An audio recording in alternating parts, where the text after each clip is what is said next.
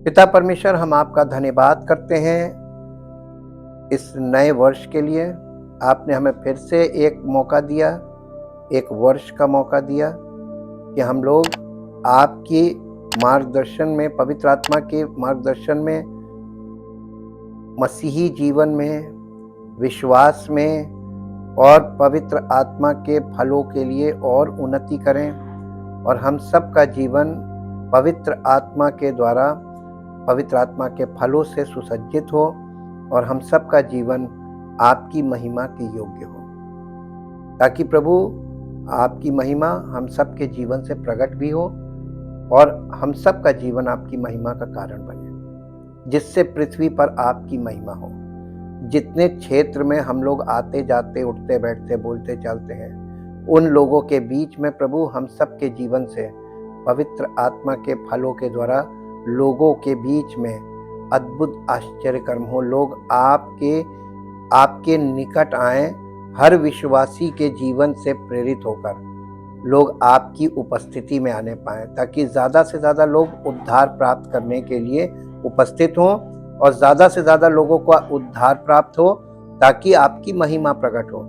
और प्रभु सब लोगों के बीच में ये बात सिद्ध हो कि परमेश्वर जो उद्धार करता है उसके द्वारा हमें किस प्रकार उद्धार के मार्ग में लेकर चलता है और हमारे जीवन से उद्धार के विषय में लोगों के बीच में उन्हें प्रेरित करने के लिए अद्भुत कार्य करता है, सामर्थ्य के कामों के द्वारा और अद्भुत आश्चर्य कर्मों के द्वारा अपनी महिमा को प्रकट करता है, ताकि प्रभु हम सबका जीवन आपकी महिमा का कारण बने और हम सबके जीवन से आपकी महिमा प्रकट हो और आपका नाम महिमान्वित हो।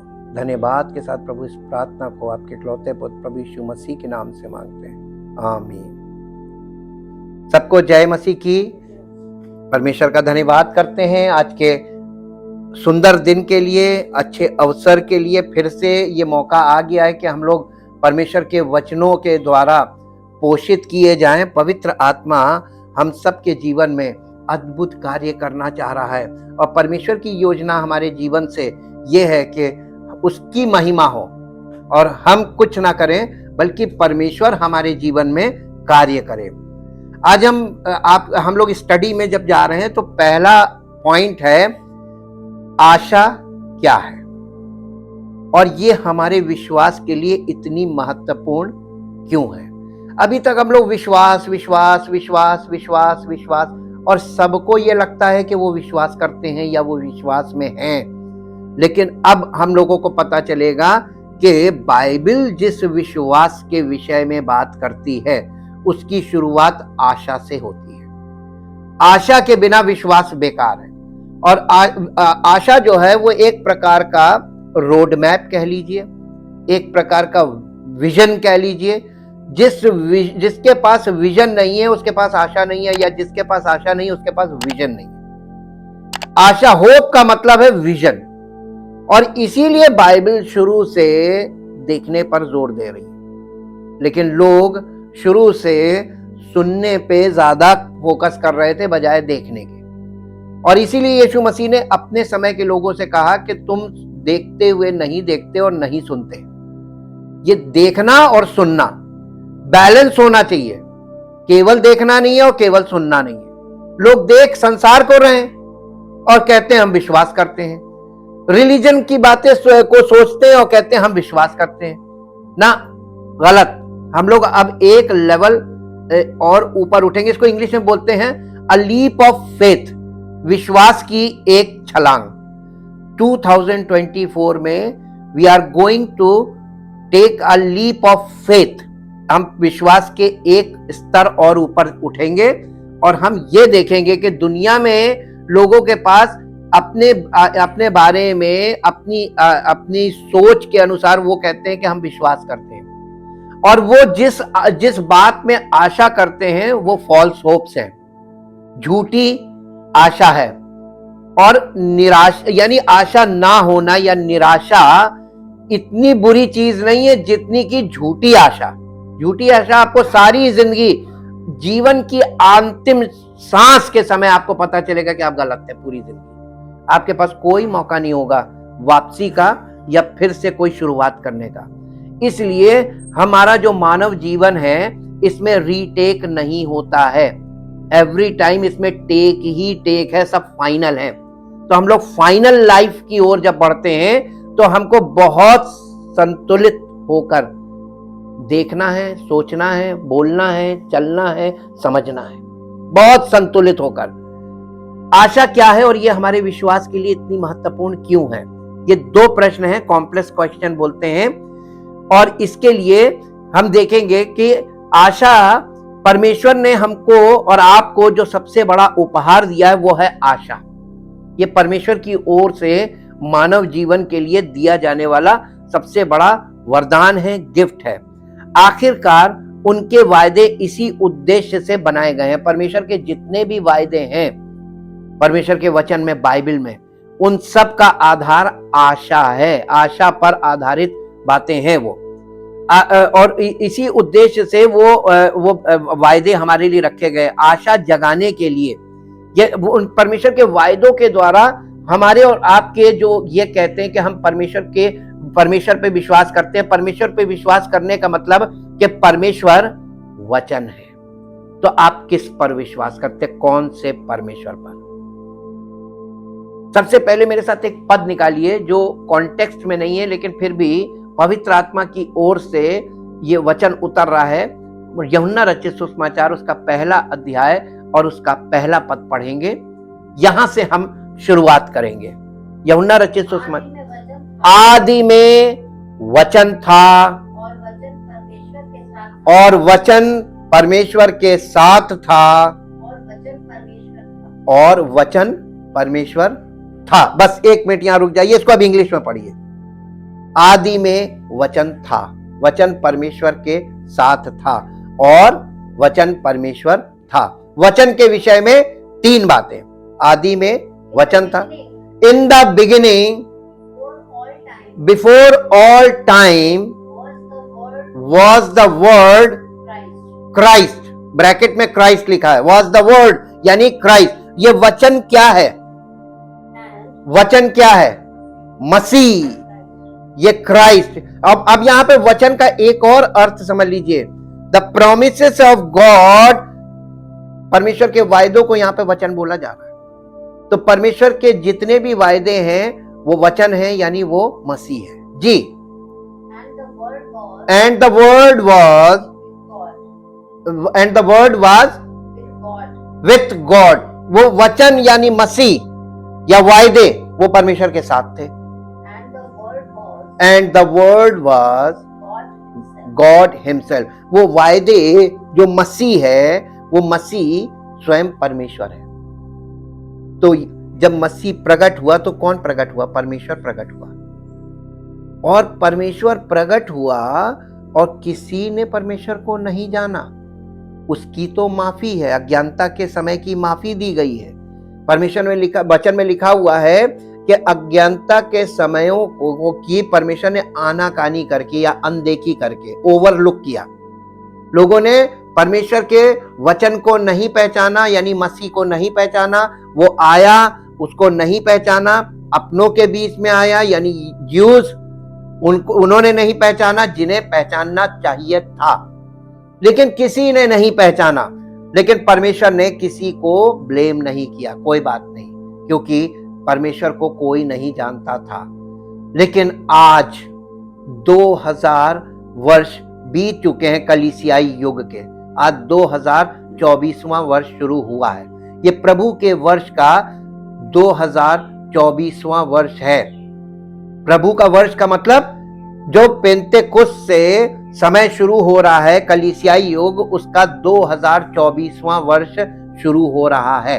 क्या आज लोग परमेश्वर को जान गए, मसीह को पहचान लिया, या वचन को उन्होंने समझ लिया? ना। यीशु मसीह ने महायाजक की प्रार्थना में यही प्रार्थना की थी कि हे पिता, तूने मुझे भेजा ताकि सब मनुष्यों को पर तूने मुझे सब मनुष्यों को पर अधिकार दिया है, इसलिए अब मसीह के अधिकार में समस्त मानव जाति है, मानो या ना मानो। लेकिन जो सत्य है वो यही है।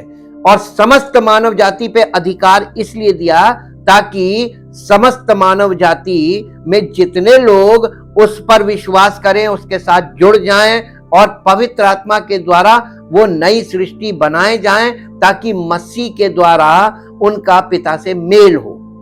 They know God. इसीलिए उसने कहा अनंत जीवन ये है कि वे तुझ एकमात्र सच्चे परमेश्वर को और जिसे तूने भेजा अर्थात मसीह को जाने। यही अनंत जीवन है। और ये आपको, अगर ये काम आपके जीवन में कंप्लीट हो गया तो आपको अनंत जीवन मिल गया। अभी लोग अनंत जीवन के दावे कर रहे हैं और फॉल्स फेथ में है, फॉल्स होप में है। उनके पास झूठी आशा है, क्योंकि जिस तरीके की जीवन वो जी रहे हैं और जिस तरीके की मानसिकता है, जिस तरीके के दृष्टिकोण है, वो इस बात को साबित करने के लिए पर्याप्त है कि कोई भी व्यक्ति अभी मसीह में नहीं है। लेकिन परमेश्वर हमारे और आपके जीवन में अपनी महिमा के द्वारा, अपनी सामर्थ्य के द्वारा इस बात को हमारे जीवन में प्रत्यक्ष प्रमाण के रूप में लाना चाहता है कि हम मसीह में हैं। वो साबित करेगा, वो प्रमाणित करेगा।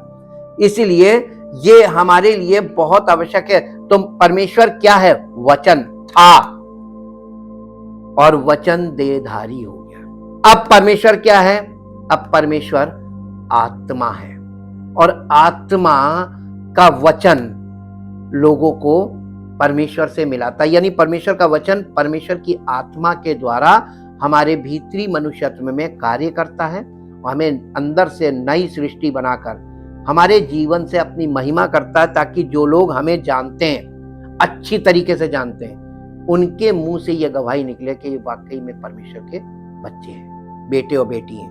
वो बोलेंगे, और जब वो बोलेंगे ये गवाही पक्की होगी। अपने मुंह से अपनी बड़ाई ना करें, अपने मुंह से कोई क्लेम ना करें, अपने मुंह से। खास कारण क्या है मालूम है?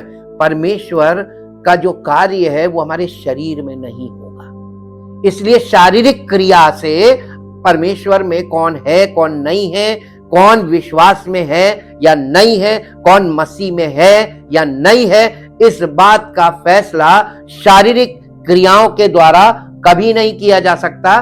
परमेश्वर के कार्य का आरंभ हमारे हृदय से होता है और नए नियम में हृदय मुख्य पॉइंट है जहां से कार्य, अगर हृदय आपका परिवर्तित नहीं हुआ, विधियां सीखकर आप उसको शरीर से क्रियान्वित कर सकते हैं, लेकिन वो सच्चाई नहीं है जो मसीहत में ज्यादा देखने को मिल रहा है। वो झूठी शिक्षा का कार्य है। और इसीलिए आशा क्या है, इसका सार यही है कि ये हमें किसी भी स्थिति को देखने और जानने की क्षमता देता है कि चाहे वो कैसी भी प्रतीत हो, परमेश्वर अवश्य आएंगे।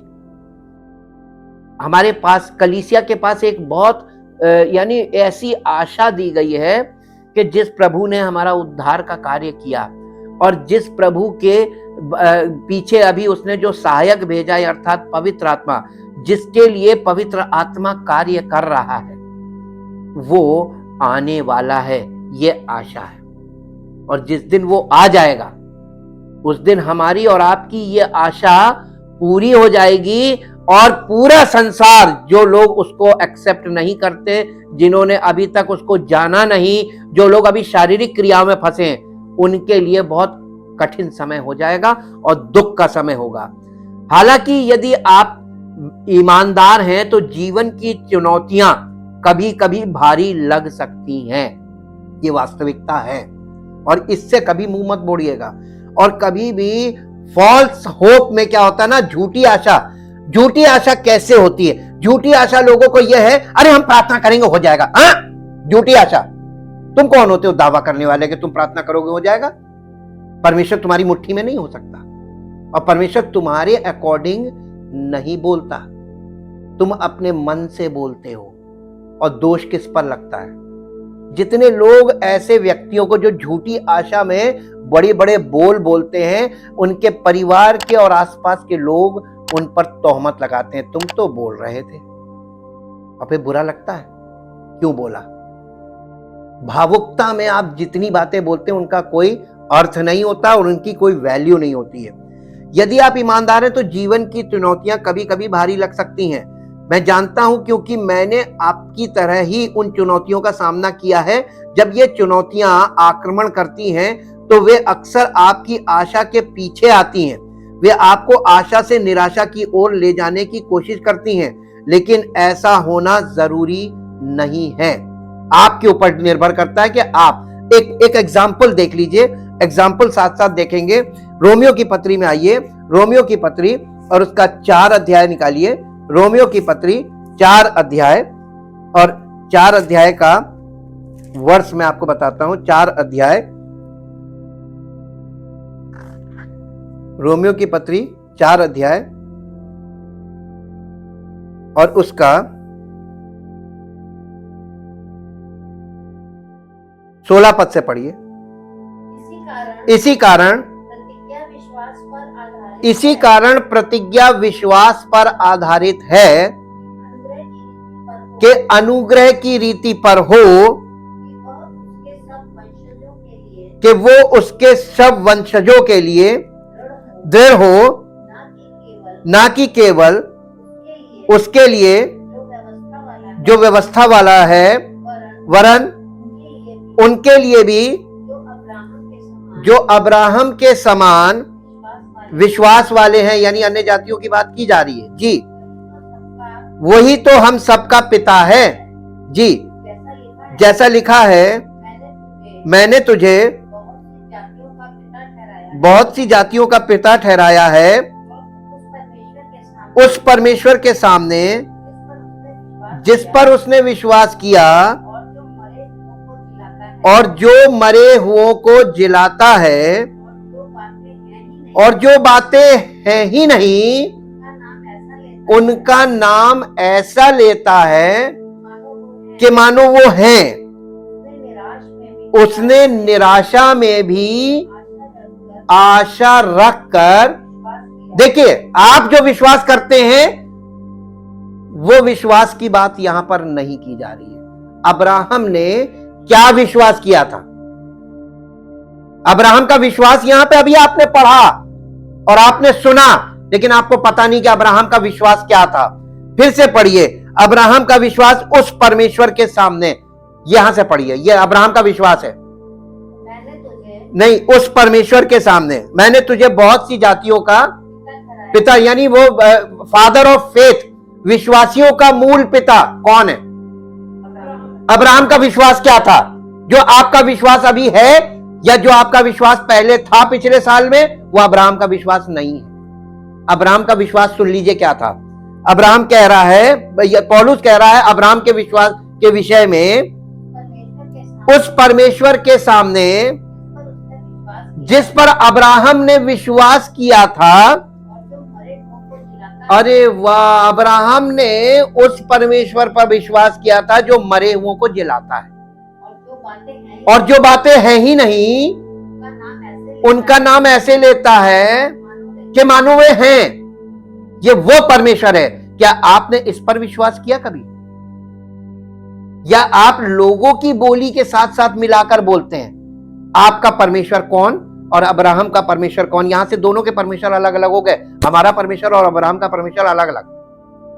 अब आप ध्यान दीजिए, इसी वचन में पवित्र आत्मा हमको दिखा रहा है कि अब्राहम का परमेश्वर और हमारा परमेश्वर, और अब्राहम का परमेश्वर यीशु मसीह का पिता है।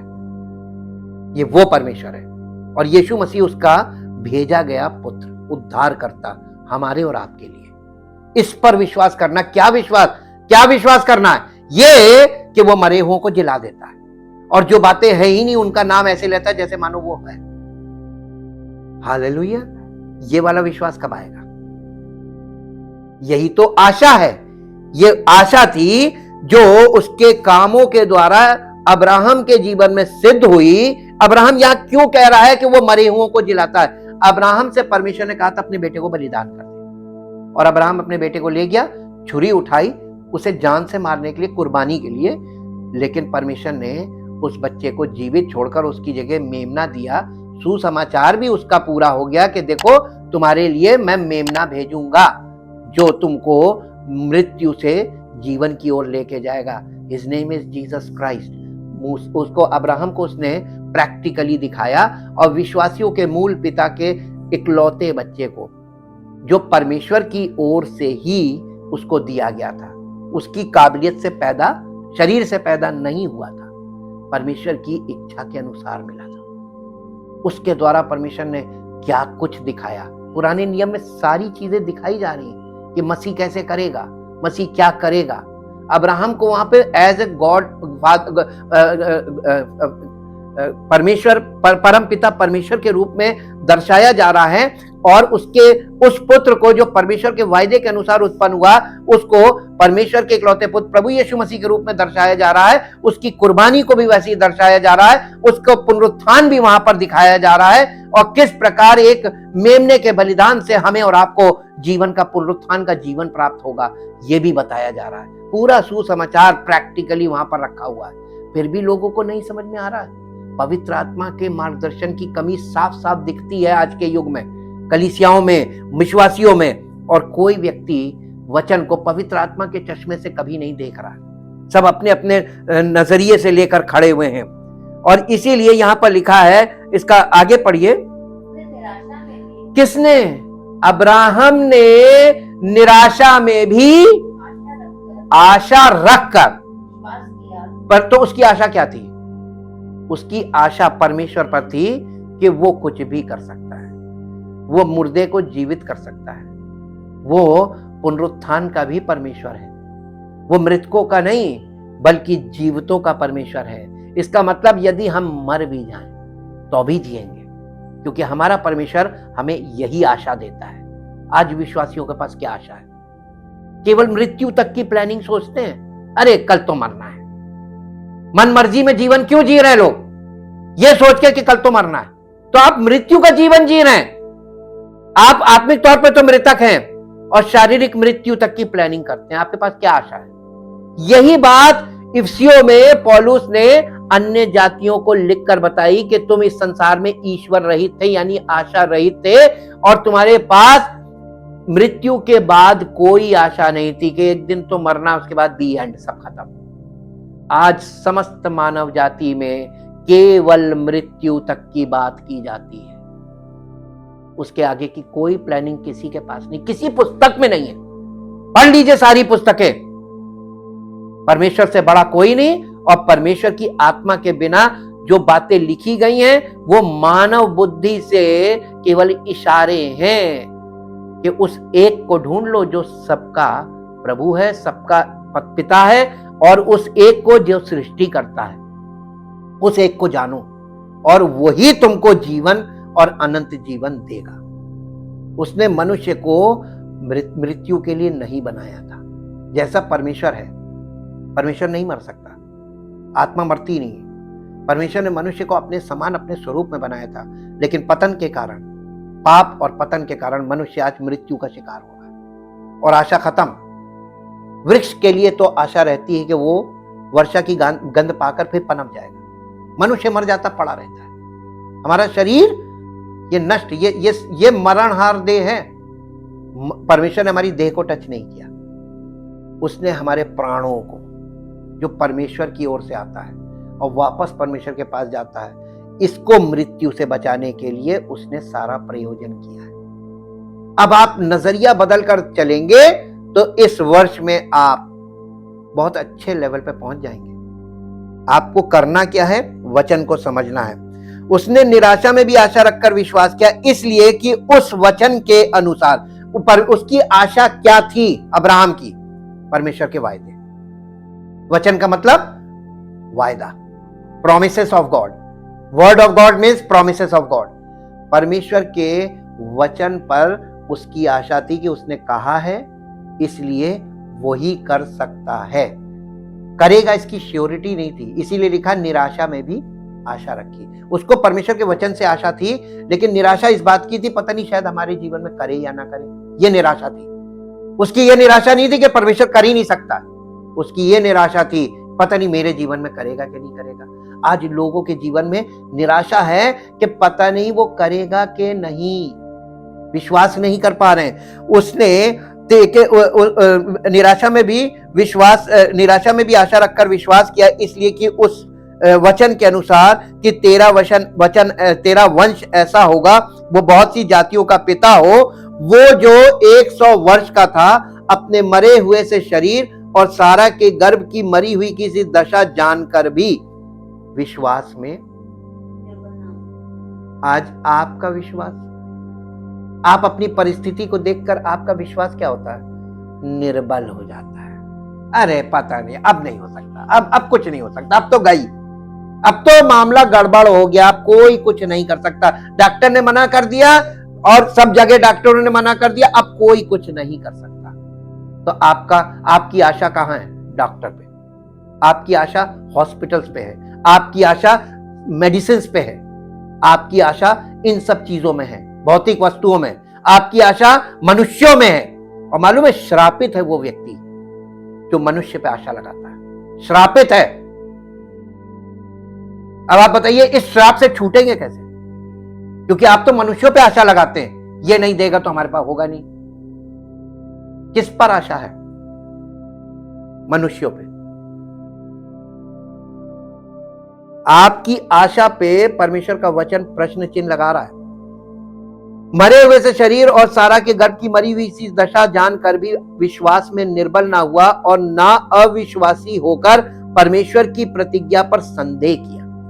आप जब अविश्वासी हो जाते हैं, यानी आप निराशा में आ जाते हैं, आपका विश्वास जाता रहता है, तब आप परमेश्वर के आश्चर्य कर्मों के बावजूद ये विश्वास नहीं कर पाते हैं। और उससे होता क्या है कि आप परमेश्वर के वचन पर प्रश्न चिन्ह खड़े करने लगते हैं। अरे ये हमारे लिए नहीं लिखा, ये हमारे साथ, ये लिखा हम नहीं मानते, ये लिखे हुए को हम नहीं मानते। आप वचन का विरोध करने लगते हैं। वचन क्या था? और वचन देहधारी हो गया। जब आप वचन पर प्रश्न चिन्ह लगाते, शक करते हैं, तो क्या आप विश्वास में हैं कि शक में हैं? तो कहां विश्वास? हमने बोला था ना, आपको जो लग रहा है वो गलत है। जो आप नहीं हैं वो आपको मालूम नहीं, और जो आप हैं उसको आप समझ नहीं पा रहे। इसलिए आप अपने आप को सोच रहे हैं कि हम विश्वास में दृढ़ हैं। ना, गलत। परमेश्वर के वचन के अनुसार ही होना है। परमेश्वर की प्रतिज्ञा पर या उसके वायदों पर संदेह नहीं किया, बल्कि क्या किया? पर विश्वास में दृढ़ होकर परमेश्वर की महिमा की। मेरा प्रभु जीवित, मेरा प्रभु देगा मुझको, जैसे पौलुस करता था।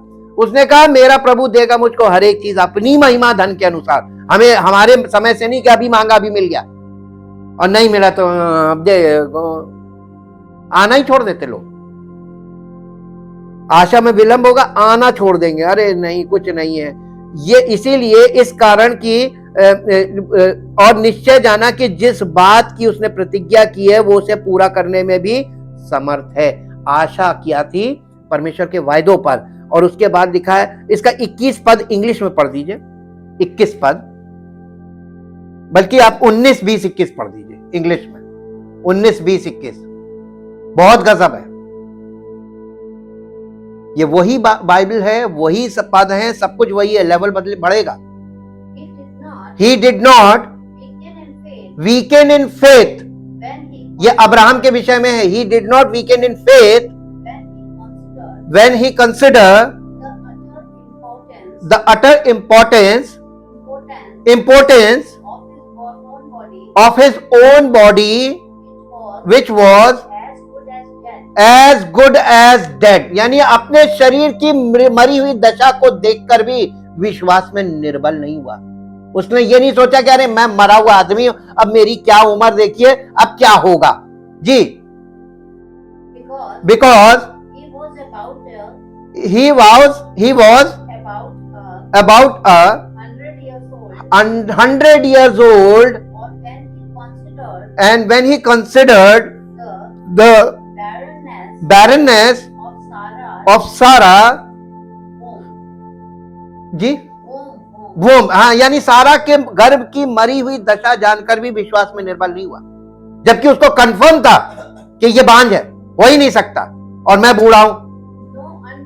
नो अनबिलीव और डिस्ट्रस्ट मेड हिम वेवर, यानी उसको ये सब बातें आकर उसको हिला नहीं सकी। यानी वेवर का मतलब समझते हैं? आपके अंदर विश्वास है भी और नहीं भी, डामाडोल होना। वेवरिंग का मतलब डामाडोल। विश्वास में अभी आप क्या हैं? डामाडोल। कहीं से कुछ अच्छा मिल गया, उस दिन आपकी खुशी आपकी एंट्री बता देती कि आज लॉटरी लग गई, और जिस दिन आपका कुछ चला गया उस दिन भी आपकी एंट्री बता देती कि अब ये विश्वास में चला गया जीरो पे। जी, डाउटिंगली question concerning the promise of God, but he grew strong and was empowered by faith as he gave praise and glory to God, fully satisfied and assured that God was able and mighty to keep his word and to do what he had promised। यानी परमेश्वर ने जो वायदा किया है, परमेश्वर उस वायदे को पूरा करने के लिए सामर्थी है, सक्षम है, और वो कर सकता है बावजूद हमारी परिस्थिति कुछ भी हो। अब बताइए, ये वाला विश्वास ये आशा से आएगा, और आपकी आशा कहां है? आपकी आशा मनुष्यों पे है, विधियों पे है, रिचुअल्स पे है, क्रियाओं पर है, शारीरिक क्रियाओं पर है। आप इन सब विधियों में बंध गए हैं और ये सब फिजिकल है, इसमें कुछ नहीं होगा। आपको धोखा मिलेगा, ये फॉल्स होप है। आपको ट्रू होप मिलेगी परमेश्वर के वचन में, और वचन आपके हृदय में स्थिर रहे, और वो वचन आपको स्थिर करेगा। जब वचन आपके अंदर सेव होगा, वो वचन आपको बचाए रखेगा, सेव रखेगा। और अगर आपके मन से वचन ही गायब हो गया तो आपको बचाएगा कौन? और वायदों पर आधारित है। परमेश्वर के वायदे आपके जीवन में पूरे होंगे। और वायदे में आपको मालूम है, वायदे में एक होती है कंडीशन। वायदे के साथ एक कंडीशन जुड़ी थी, अगर तुम ये करोगे तो मैं ये करूंगा। इसको कहते हैं वायदा। तो परमेश्वर के वायदे मालूम है कंडीशनल है। अगर आप उसके साथ वफादार रहेंगे तो परमेश्वर आपके साथ क्या रहेगा? कब? तो शुरुआत किसको करनी? तो प्रॉब्लम कहां है? तो शुरुआत कब करेंगे? 24 शुरू हो गया, इस साल आपको यही करना है। आपको परमेश्वर के साथ वफादार रहना है। और वफादार में रहने का मतलब यह नहीं कि आपके पास हर समय लॉटरी आएगी। आपका नुकसान भी होगा, आपके साथ कष्ट भी आएगा। शुरू होते ही कुछ लोगों के साथ देखिए अभी सिस्टम के साथ कितना भयानक हो गया, लेकिन यह परमेश्वर की योजना है। उसके वायदे आप इसी समय देखिए। उसने कहा जब तुम निर्बल हो गए तभी उसकी सामर्थ प्रकट होगी। जब आप कहेंगे मैं तो बलवान हूं, प्रभु कहेगा जाओ कर लो। तो निर्बल तो हम होते ही नहीं है।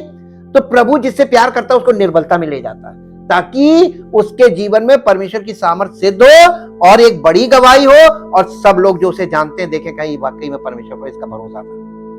और ये अब्राहम के जीवन से हमें सीखने और देखने को मिल रहा है कि नहीं मिल रहा है ना?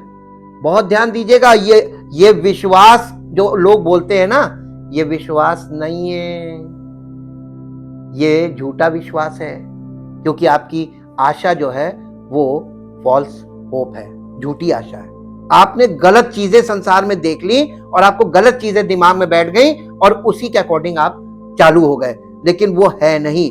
और इसलिए आपको ये समझने की जरूरत है कि परमेश्वर का वचन आपसे क्या कहता है, क्योंकि परमेश्वर अपने वचन के द्वारा ही हमसे संपर्क करेगा और अपनी महिमा को हमारे जीवन में प्रकट करेगा। आपको आशा से निराशा की ओर ले जाने की कोशिश करते हैं। ये तमाम चीजें आएंगी जो आपको निराशा की ओर ले जाएंगी, परिस्थितियां। लेकिन आपको क्या करना है? जो अब्राहम ने किया था, उसने परमेश्वर पर भरोसा रखा कि चाहे कुछ भी हो जाए वो सब कुछ पूरा कर सकता है और एक पल में सब कुछ बदल देगा। आपको उस पर भरोसा रखना, उसके वचन पे, उसके वायदों पे। और इसीलिए आप अपने भीतर मौजूद आशा से प्रोत्साहित होकर खड़े रहें। मैं इस प्रश्न का उत्तर देना चाहता हूं कि आशा क्या है, लेकिन मैं आपके लिए और अधिक चाहता हूं। मैं नहीं चाहता कि आप सिर्फ ये जाने कि ये क्या है, मैं चाहता हूं कि आप उस जीत में चलें जो आशा से आती है। आपको उस जीत में चलना है। आप हारे भी जीवन नहीं जीजिए। अब आपको जीना है जयवंत जीवन, और जयवंत जीवन के लिए आशा बहुत जरूरी है। अब आशा क्या है, आशा क्या है, हम इसको देखेंगे।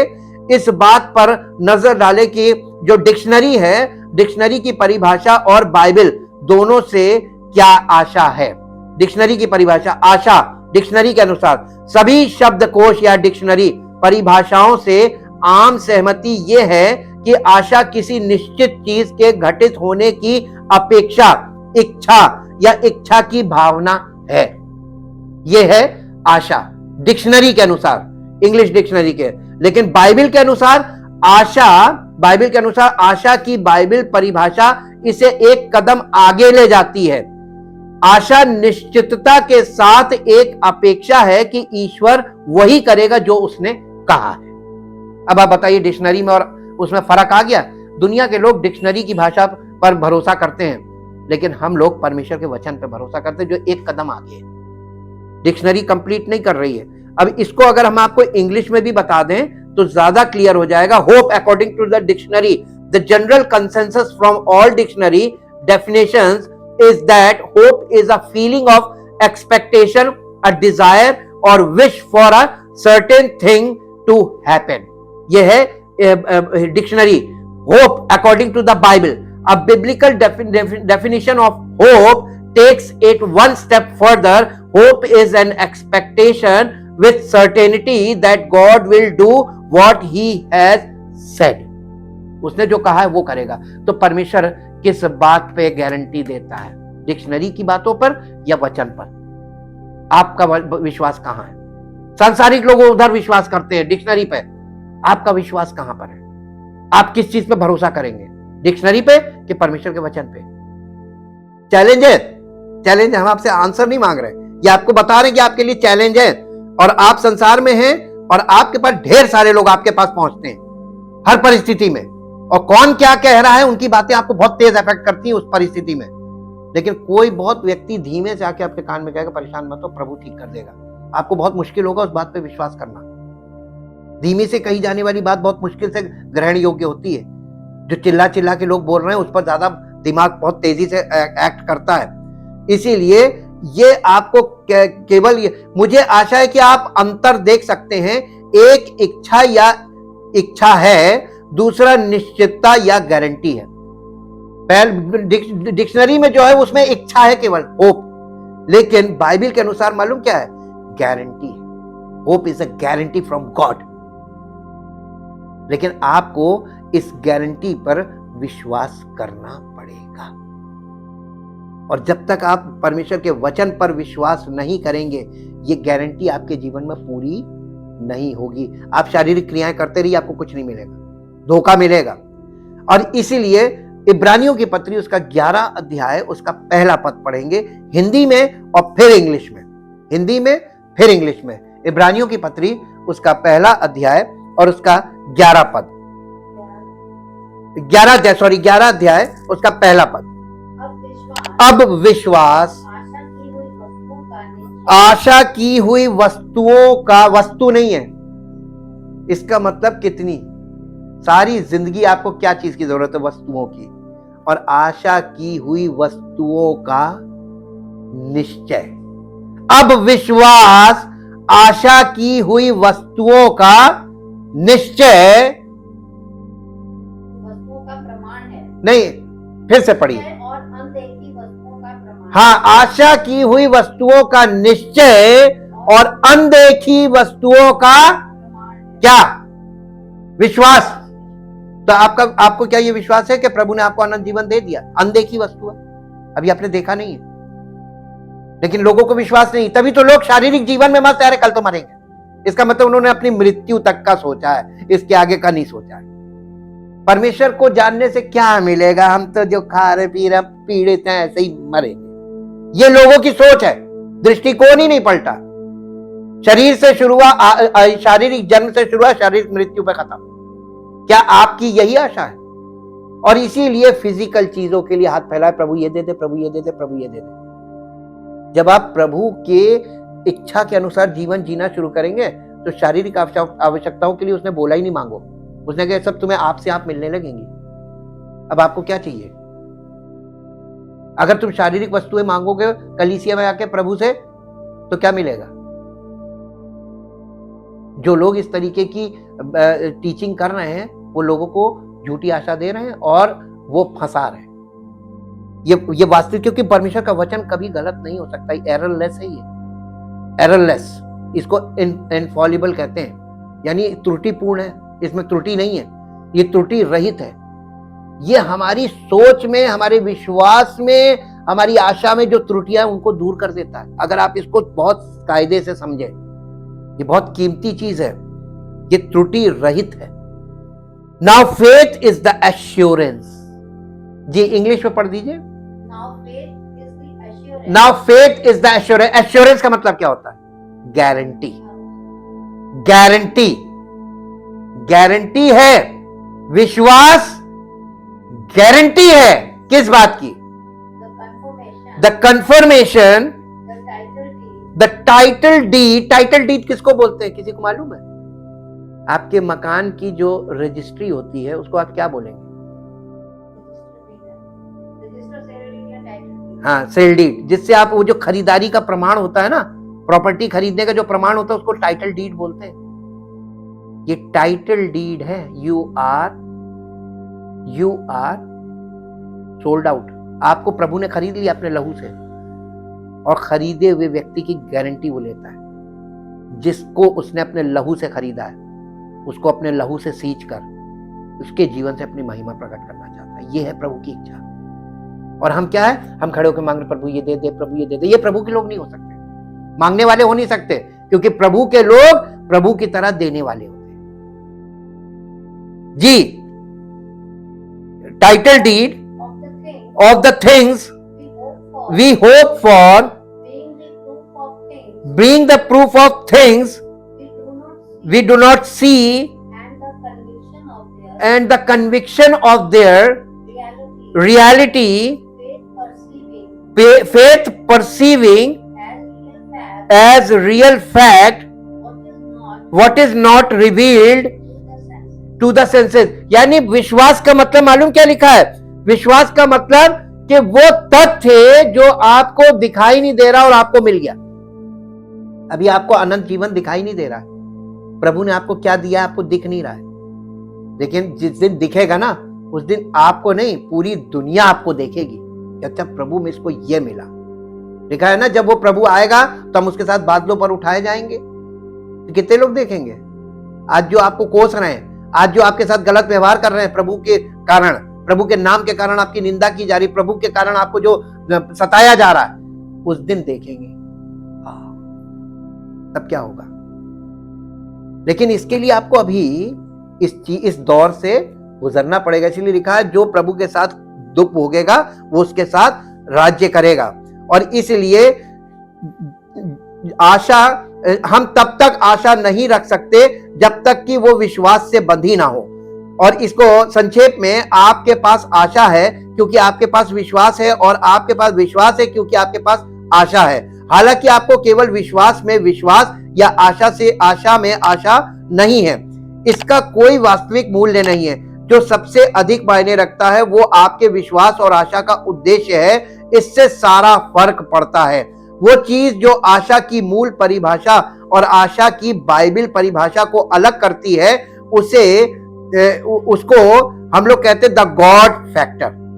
गॉड फैक्टर, परमेश्वर ही इसको दोनों को अलग अलग करता है। आपकी आशा इस तथ्य पर आधारित होनी चाहिए कि ईश्वर कौन है और किसी अन्य पर नहीं। यदि ईश्वर आपकी आशा का विषय नहीं है तो आपके पास सच्ची बाइबल आशा नहीं है, क्योंकि निश्चितता हटा दी गई है। इसके बिना आपकी आशा बस एक इच्छा में बदल जाती है। और देखिए कितना फर्क हो जाता है। अब इसके बाद हम देखेंगे, हाँ, आप आशा क्यों रख सकते हैं, कैसे रख सकते हैं आशा। इस विषय पे हम लोग कल आगे बढ़ेंगे। और इस बात को समझना कि ये मान लेना अपने आप में कि हम तो प्रभु पे आशा लगाए हैं, हम तो प्रभु पे विश्वास करते हैं।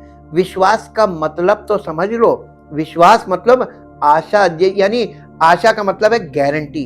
परमेश्वर की गारंटी के अंतर्गत आ जाना विश्वास है। इसीलिए यीशु मसीह का एक नाम विश्वास भी है। मेरे साथ निकाल के पढ़िए, आपको यीशु मसीह का नाम विश्वास दिखाते हैं। यीशु मसीह को कहा गया विश्वास, faith. Faith is a person, और पहला पर्सन कौन है? Who is the father of faith? Abraham. और last seed of Abraham Jesus Christ. Jesus Christ is the source of faith, he is the source of faith.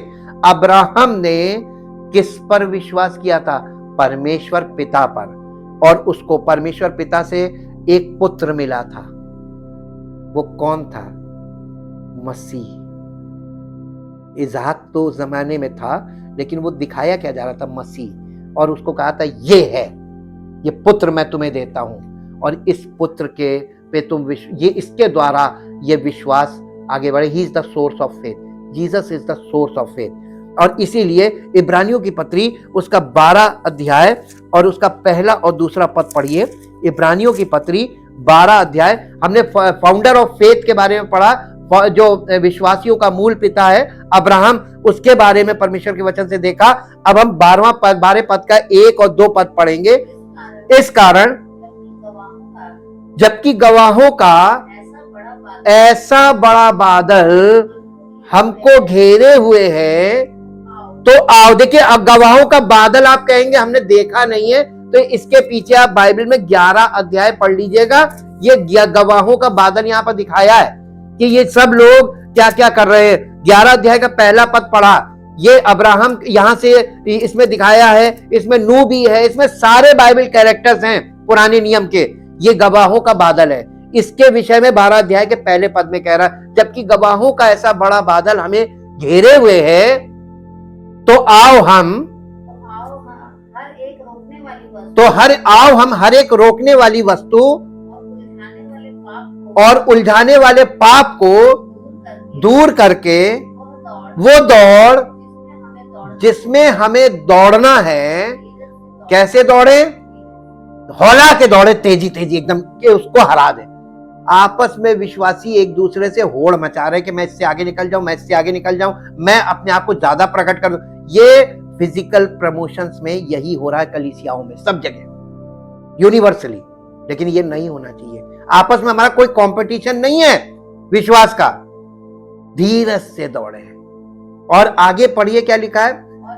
और विश्वास के कर्ता और सिद्ध करने वाले। तो धीरज से नहीं दौड़ोगे तो तुम उसे ताकते नहीं रहोगे, फोकस नहीं रहोगे। तुम दौड़ना शुरू करते हो जब मसीही जीवन में लोगों को, मैंने अपने जीवन में, अपनी पूरी सेवकाई काल में अभी तक मैंने ये देखा है, मसीही जीवन में जब दौड़ना शुरू करते हैं तो भूल जाते हैं। फिर तो वो किसी के चेले नहीं बनने को तैयार, वो गुरु बन के दौड़ते। यही तो गलत है। विश्वास के कर्ता, इंग्लिश में पढ़ दिए, दूसरा पद इंग्लिश में पढ़ दिए, second verse in English, Hebrew chapter 12 verse 2 in English. जी, looking away from all that will, इसका मतलब जब मसीह के पीछे आप चलना शुरू करेंगे तो बहुत सी चीजें आपको डिस्ट्रैक्ट करने के लिए आएंगी। ये श्योर है, डेड श्योर है, आएंगी। लेकिन आपको क्या करना है? डिस्ट्रैक्ट टू जीसस नहीं, looking away from all that will distract to Jesus, who is the leader and the source of our faith, giving the first incentive for our belief, and is also its finisher, bringing it to maturity and perfection. He for the joy of obtaining the prize that was set before him, endured the cross, despising and ignoring the shame, and is now seated seated at the right at the right hand of the throne of God. At the right hand of the throne of God. Hindi में है, और विश्वास के कर्ता और सिद्ध करने वाले यीशु की ओर ताकते रहे, जिसने उस आनंद के लिए जो उसके सामने उसके आगे धरा था, लज्जा की कुछ चिंता ना करके उस क्रूस का दुख सहा और परमेश्वर के सिंहासन की दाहिनी ओर जा बैठा है। इसलिए आपको डिस्ट्रैक्ट करने के लिए, देखिए उलझाने वाला पाप, अभी तक हम ओरिजिनल सिन की बात करते थे जो एडम से इनहेरेंट हमारे अंदर आया, हमारे स्वभाव में आया, लेकिन जब हम मसीह में आते हैं तो आपको मालूम है इनहेरेंट से तो हम छूट जाते हैं, इनहेरेंट सिन से, ओरिजिनल सिन से हम छूट जाते हैं, लेकिन उलझाने वाले पाइप में हम उलझ जाते हैं। इसीलिए मसीह में आने के बाद माफी दूसरी बार नहीं मिलेगी, केवल न्याय है, या तो इटर्नल पनिशमेंट या इटर्नल लाइफ, आपके ऊपर निर्भर करता है। Thank you, thank you, thank you Lord. परमपिता परमेश्वर, दिल से आपका धन्यवाद करते हैं आपके पवित्र वचनों के लिए, क्योंकि आपके वचनों से आशा प्राप्त होती है और आशा से लज्जा नहीं होती। प्रभु, जितने लोगों ने विश्वास किया है, उनका विश्वास बिना पवित्र आत्मा के वचनों के दृढ़ बन नहीं सकता, दृढ़ रह नहीं सकता, स्थिर रह नहीं सकता।